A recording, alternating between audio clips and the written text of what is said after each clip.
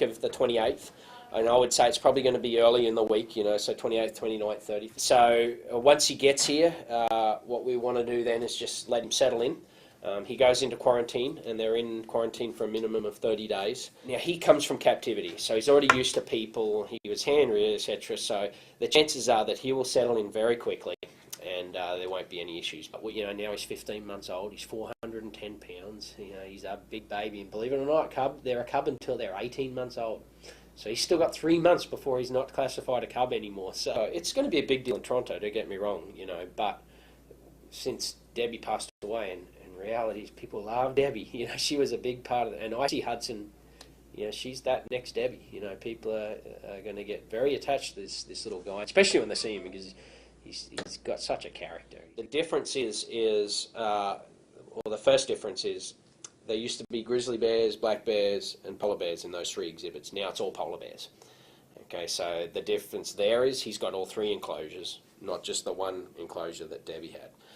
So there's over 1,500 square metres of enclosure for Hudson to be in.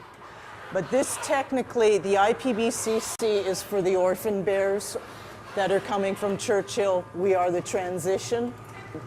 As the bears progress in their rehab, or as they're growing as orphans and they're going to be sent to another facility, they have to start getting used to being with the public. These enclosures over at the IPVCC are not there or weren't designed to be exhibit spaces.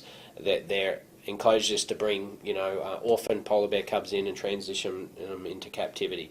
So they won't have the same look as the Journey to Churchill exhibits. The Journey to Churchill exhibits are designed for visitors to have naturalistic looking exhibits. So there's a lot of stuff in there that the bears don't care about, but visually for the public it makes it look like it's out there in Churchill. That's pretty exciting for us.